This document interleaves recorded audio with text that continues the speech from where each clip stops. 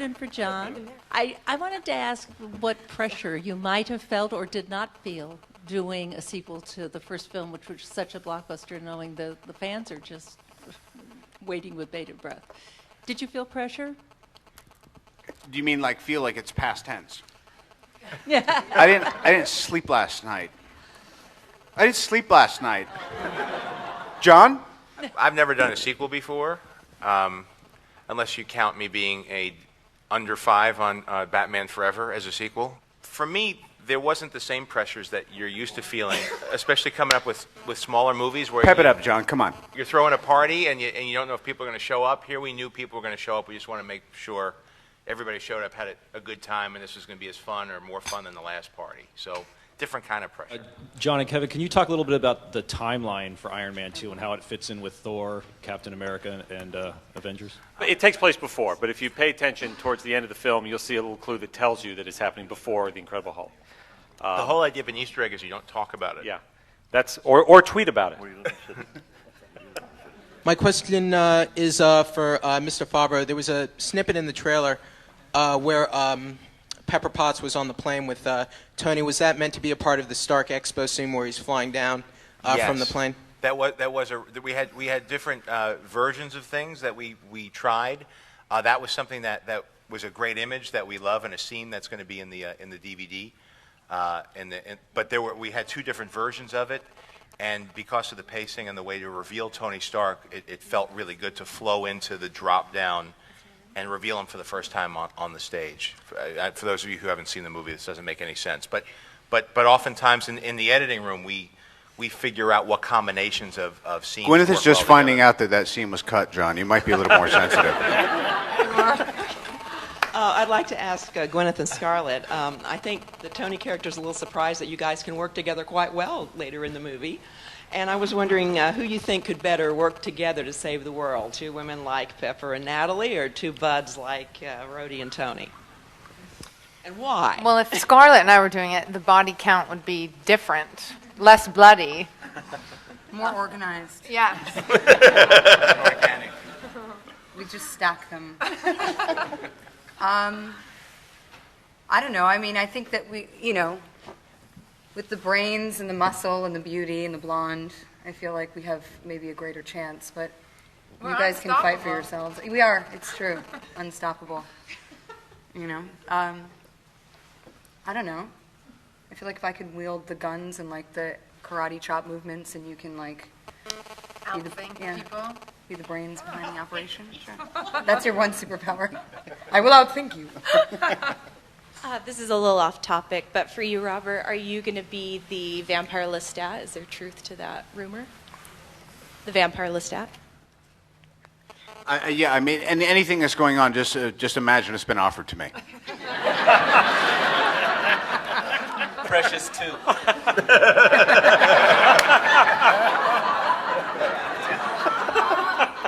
I like that you imagine we've been on topic so far.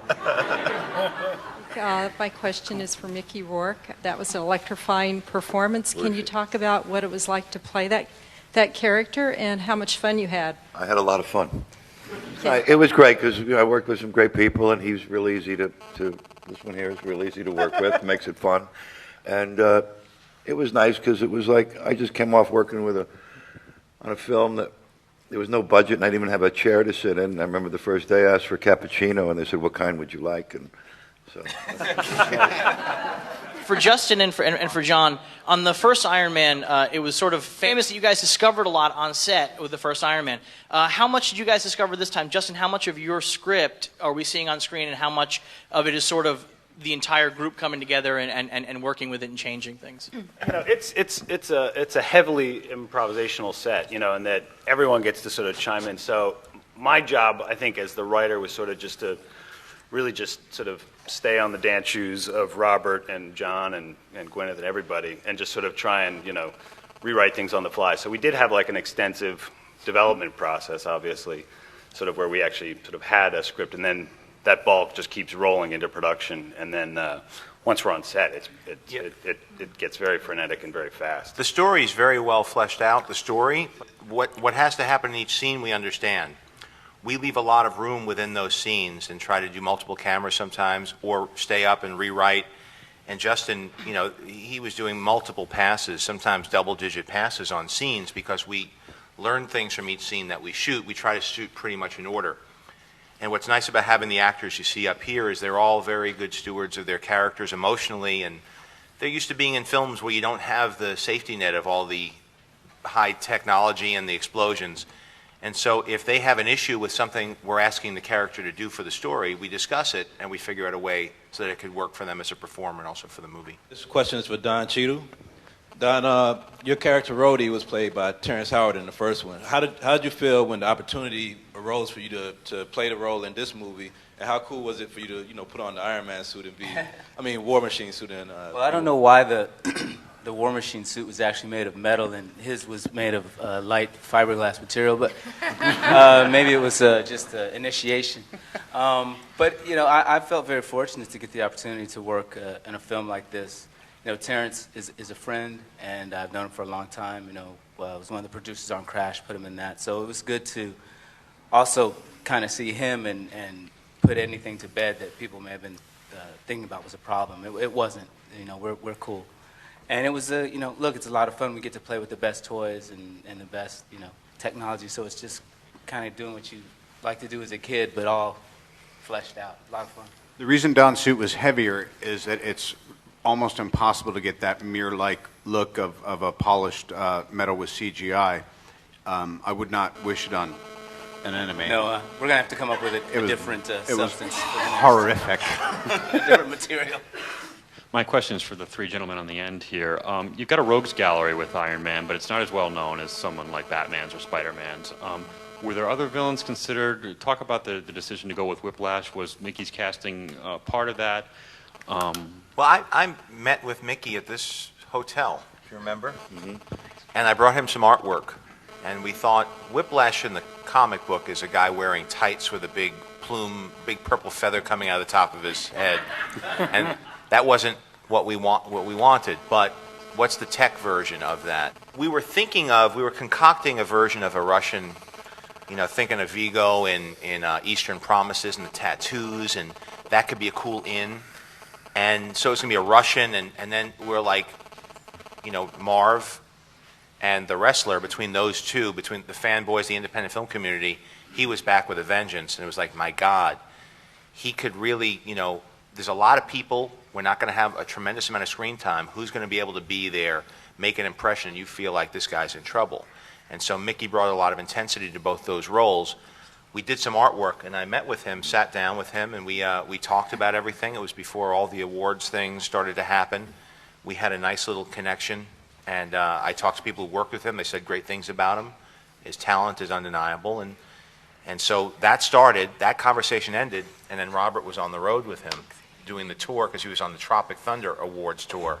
And he, I think, was lobbying every time they sat together to try to get him to join the movie. I really worked you like a rib, didn't I? It was embarrassing. I was literally begging you in public. Yeah. We're from Korea, and I just wanted to ask Robert, from the first movie to the second movie, you're working with a lot more different characters and more actors, and I was wondering, how is that working with so many different new actors in the second movie? Like, what was the dynamic like? What was it like from the first? How is it different? It was great. I mean, because these are all folks that I'd be happy to work with in any circumstance, in any medium, so it was just swell. As for the management of it, because I'm a little, I don't want to say neurotic, but I felt a little bit like a co-manager of a baseball team that just got an even better lineup in the spring, so I felt a little beholden to be partially responsible for their experience. But really a lot of that fell on Justin, which is why, I don't know why we haven't talked about it. He had a horrible neck problem during the whole shoot, didn't you? I mean, at one point I thought he was going to have his head removed. This poor guy, you know, we'd show up and there would be, this poor guy, they would wheel him in and he would just type and hand us pages. I've never met anybody with a better work ethic or somebody who could bring inspiration to each scene that he would do, because we talk a lot about how we bounce stuff around. The fact is that these guys had a really good rapport from Tropic Thunder, and he understood his voice and how to weave in and out of Robert's creative process very effectively. And to jump on board a franchise, I mean, I think it was probably the sharpest learning curve for Justin than all of us, and he really did a fantastic job. How hard is it to balance keep it natural for the Tony Stark story while also sort of trying to feed in stuff that builds towards the eventual Avengers franchise thing? Is it hard to sort of shoehorn Nick Fury in there? Does it work for you? And the other thing is, can you talk a bit about Sam Rockwell's performance in here? And he made an incredible Justin Hammer, and why didn't he make the big poster? Well, let's see. The characters, the trick is to feather them in so they don't overwhelm the story and you don't suffer from villainitis. And so by having Justin Hammer and Mickey Rourke's character come together fairly early, you really have two storylines that are weaving. You don't have 5 separate storylines. And the same thing with Scarlett as Black Widow working her way into Gwyneth and Robert's story. So we really tried to keep narrative flows going so that it didn't get too convoluted, because I lose track of that stuff. Especially in sequels, as the franchises get more complex, I don't always remember what happened in the last movie. Not for nothing, I like to watch the stuff blow up, but I'm not going to do homework before I go see a sequel to be up on everything.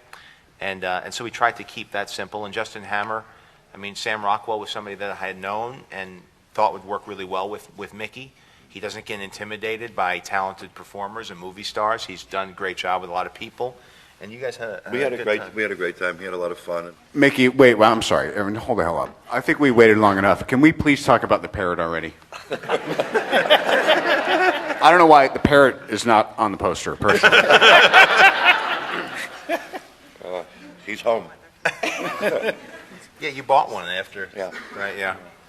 My question is for Robert and Gwyneth. Robert, my first question is, you have played heroes lately, so what do you think definition of hero? And Gwyneth, you give us some lifestyle advice lately through the website. What would you like to give us some advice? Because I'm having a hard time to lose my weight. Wear a war machine suit. I think a hero is someone who, if they're abroad or traveling, they go to the Goop website to find out what restaurants to go to, what clothing shops they might enjoy, what sites they should see. And they do that not fearlessly, but they do it in spite of their fear. Actually, not this coming week, but next week, the Goop newsletter will be about my Iron Man training regimen and how I lost weight and got in shape to play this part, so you can check it out. Actually, this question is for the two of you as well. There's a real moonlighting thing going on between the two of you in the movie. The banter between you is great. But the kiss, of course, was very highly anticipated. How was it shooting that scene and finally getting that over with? I couldn't get her off me. It was embarrassing. It was great because both my husband and his wife were right there. She said to me that I didn't know what I was doing, like it didn't feel good. And I'm like, you know what? First of all, we're all friends. So what would be creepy would be if I was coming off all sexy to you while we're... By the way, I've done that in movies, and it creeps them out. So what am I going to creep you out for? What did I felt like I was going to swallow this mic cover for a moment. Despite what she said on set, she still thinks about it.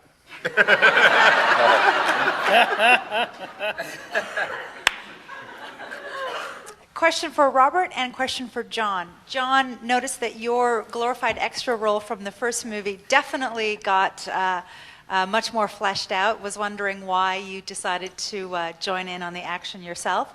And Robert, I noticed that your wife's name was in the credits as a producer, and she was not last time, and wondering what that meant for this film for you. You want to swap questions? Yeah, sure. Do you mind if we swap? Can we swap answers? Could he talk about Happy Hogan, I'll talk about Susan Downey? By all means. That'd be great. We're going to answer this question a lot. Okay. Susan is a great producer who has. It's not like she came on board and became a producer because we're making Iron Man. quite the contrary. We were funneling towards a start date, and we had a lot of ideas spread out. And we had bulletin boards, and Justin was there, and Robert was there, and Kevin, and myself, and Jeremy Latcham, with index cards trying to figure out how to make the workflow through. And she has tremendous organizational ability, and she understands Robert's creative process and understands the first movie and lived through it with us. And so Susan, who had a very strong background both in development and physical production, was able to come in and just help. It's like one of those shows where they're going to organize all your closets for you and make you throw out the clothes you don't need anymore. But it takes somebody who says, you're never going to wear that again. You're never going to fit in that. Yeah. And they throw it away or give it away or figure out what it's. On a certain level, they might have thought she was going to come in and tame me or put me in check or whatever, but I was completely out of my mind. They tamed us. Power hungry. Let's talk about Happy Hogan. All right. There's 3 Happy Hogans in the movie. There's the Jon Favreau that was in actually excellent shape. He was boxing every day in pre-production and made it into the ring for the scene where he gets his ass handed to him by Scarlett. It was originally a longer scene, and maybe he was just too emasculated to actually let it be in the movie. But I think you laid the boots to him quite severely. Is that not in the movie either? Yeah, that's him. Yeah. By the way, this is... He's on a run. Okay. It's in the movie. Then about midway, he's struggling with the metafast, but occasionally binging on pizza, but then saying, this is crazy, I got to get back in the gym. Can I have my question back? By the time we were doing reshoots, they were framing him out of shots. Here's the thing, though. This is one of the things I love about you. Oh, here we go. Now the nice. Why don't we say now kiss me on the cheek after you're done with me. Yeah, that's how we do it. Throw me $1 and a towel. Okay. Give me a cab fare and walk me to the lobby. You know, I wouldn't have the upbeat part. I forgot it. Pressing on. Saw the movie last night. Everybody was fantastic. Great performances. Really impressive. Loved it. Multi-part question. One, you kind of sidestepped the Sam Rockwell question, and in the lead up to the movie, I'm like in the lead up to the movie, there's been Alan Greenspan. hundreds of stills, posters. Yes. Sam's in almost none of it, and he's noticeably absent today. Is there a falling out? Was you Yes. guys not happy with him? You hit the mother load. No, I love Sam. Sam's doing a play. I hope to be working with him again. I had that same question, though. I was soon. wondering. I thought he must be doing a play or something. Yeah, he's on Broadway doing a play right now. Good. He's awesome. He's going to be at the premiere. You can ask him yourself then. He, ever since our first collaboration when he was the gender unspecific concierge and maid, I knew he was, yes, thank you. I knew that he was an inspired dude. I wish he could be here selfishly because he's a funny guy, and he really always was a fountainhead of ideas and great stuff. And I wish he could have been here. He can't. So unfortunately, there's no fire where that smoke is. But And you considered him for Tony Stark as well. You said. well, we were putting lists together long before Robert. I even met with Robert, and it was talking That's enough. This is embarrassing. You're embarrassing yourself. Shut up. I don't mind But being I embarrassed. thought he could be a sort of untraditional, interesting other way to go, as we were listing a lot of younger actors that didn't have a lot of experience and were a little bit more traditionally what you'd think for a superhero role. Then when I met Robert, pretty much we clicked, and I knew that was the guy. But just as Justin Hammer, I think you see like a cool, goofy, Smarmy. image of what Justin Hammer wishes he was Tony Stark, and he really embraced that aspect of the character, and I think it's really fun for that way. He has a ball with it. Thank you. And finally, Scarlett was fantastic as Black Widow. There was talk at one point of a spin-off movie for her. I think that anyone who sees the movie would love to see that. Is that still a possibility? Hell yes. Definitely a possibility. Kevin? Yes, absolutely. My question's for John. We heard about a few of the scenes that might end up on the DVD. What other cool extras do you have planned for the DVD and Blu-ray release?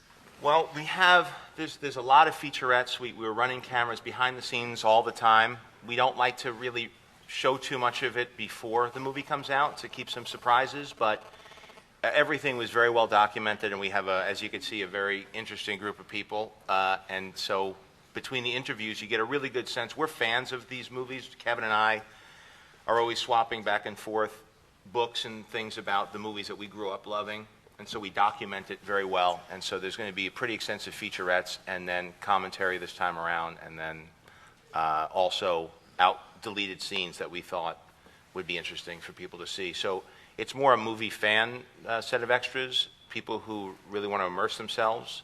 This question is for Gwyneth and Scarlett. If you could just tell us like a little bit more about your specific roles and how in this movie you have a strong, intelligent women. You're not in the movie just as a sex symbol per se. If you could tell us a little bit more about that.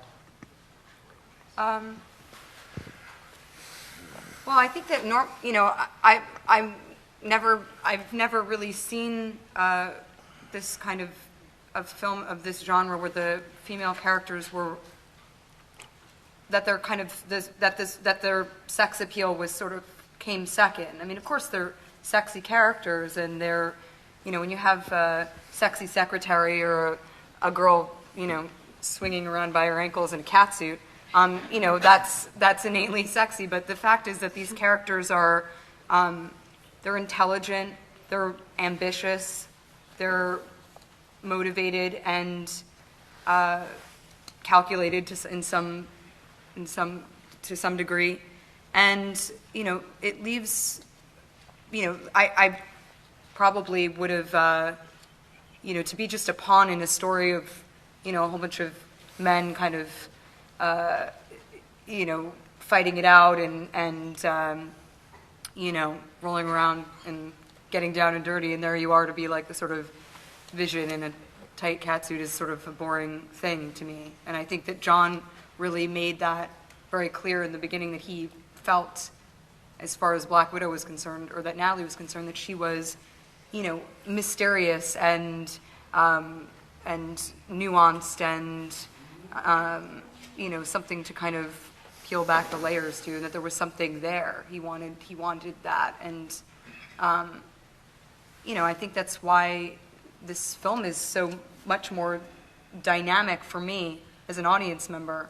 I mean, I've never been a huge fan of this genre, really, and I think because it was always sort of one note and very kind of explosive, and I think this, because Gwyneth and I are able to sort of be the brains behind the operation in some aspect, there's kind of a happy medium there, kind of adds to the charm, the charisma of the film, of the finished product,